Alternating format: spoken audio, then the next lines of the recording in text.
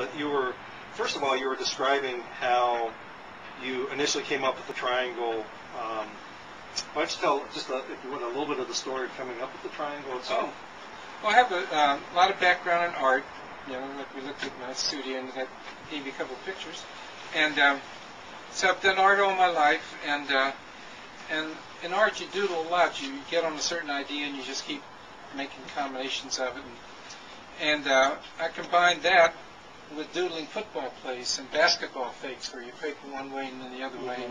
And I was just doodling different ways of faking, and I don't know, about 30 pages later, or 29 pages later, I had the drama triangle, but it had a fourth point, which was the trickster. That's the person who's moving all the people around. But then I incorporated that into the triangle by using the arrows, going both ways, which people eventually eliminated those. And then I showed it there. I had it actually on my blackboard for about 2 years.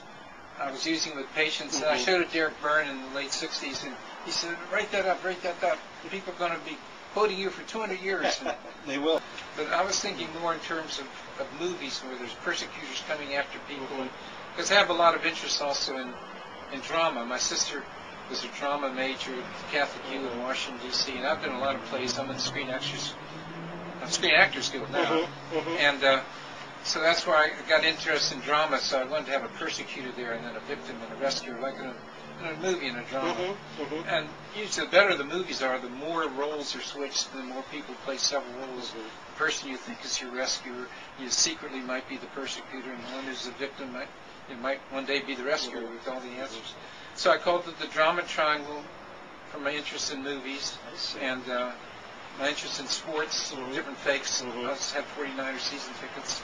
So I played a lot of basketball. I won a couple MVPs and Little League, took a little basketball league. The claim to fame is I once made 50 out of 50 free throws in a contest.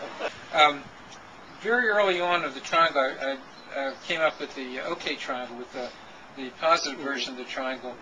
And of course I used victim. I tried to keep the same letters to make it easier. So victim was vulnerable, and instead of rescuer I used Lou Quinby's reaching out from his TA-TUTOR.